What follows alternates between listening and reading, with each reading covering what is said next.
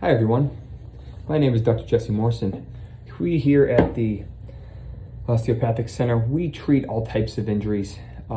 We range in unique different aspects of a little bit off the beaten path of medicine. And one of the things that I happen to commonly treat is rotator cuff injuries of the shoulder. So to give you an idea of rotator cuff injuries, there's 4 main rotator cuff tendons.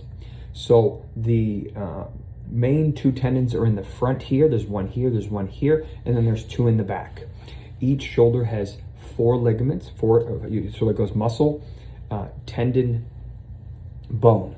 So what happens is every time we reach out in front or reach overhead, we are going to strain or stress that ligament if it's not able to do what you're asking it to do. When you were 20, assuming you were healthy when you were 20, this ligament complex can handle the stress that you're asking it to do. But repetitive wear and tear, lifting something heavier than you thought, catching something that with your shoulder extended, reaching back and breaking your fall, all of these are stresses to the rotator cuff. So when do you use your rotator cuff? Anytime you reach out in front or overhead, hard to do with a suit on, overhead, that's rotator cuff, period. We don't have anything else. The bones are more structural. The rotator cuff is the meat of what we need. The problem is, I like to think of the rotator cuff as like a boat attached to a dock.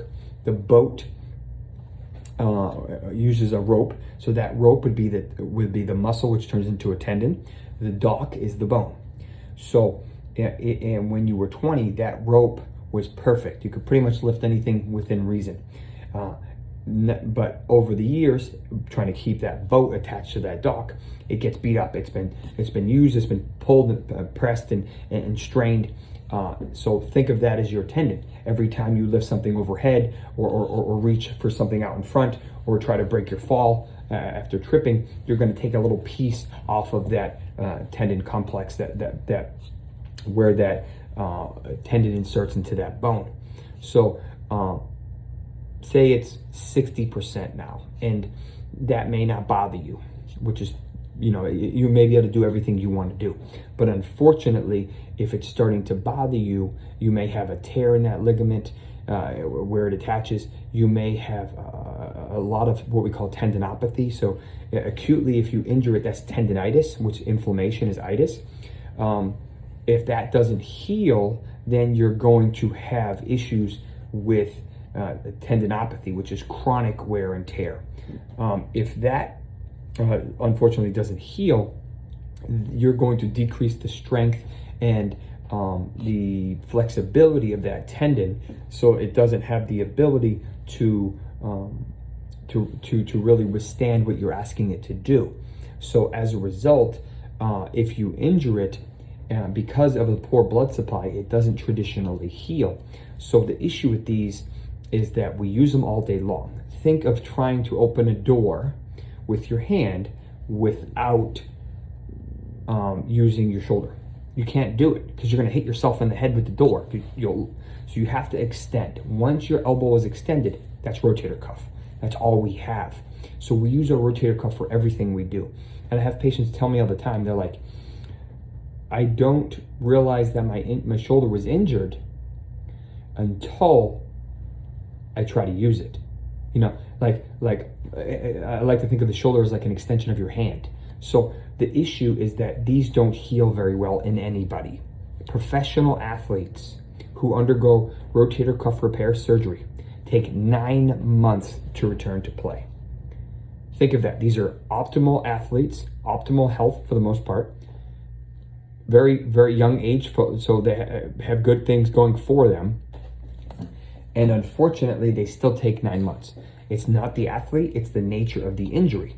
So with that being said, you are trying to do what you can to improve this, to calm this down, and to get this to heal as much as you can. You can do surgery, and surgery works. It's just a long road. So what we do here is we give you different options that can actually help to heal this instead of having to, depend on surgery. Sometimes therapy is going to be enough. Sometimes it's not. If therapy is not enough, you're probably going to have to inject something in there to help bring some cells in there to drop it in and say, all right, I'm going to fix this. But unfortunately, you get what you pay for, and you can put in kind of junky cells in there, and you're probably going to get a poor response. Depending on the better the cells, the better the treatment plan, the better response. So you have all these different options, and you have all these different things that can help. That's where we specialize here. We have access to these high quality cells.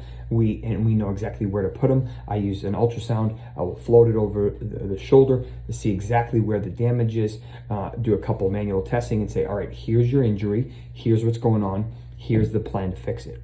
So this is, in a nutshell, what we do for rotator cuff injuries. You have a couple options, as I've listed. Why don't you come by, and if you have an injury, I'll happily check it out for you. Thanks for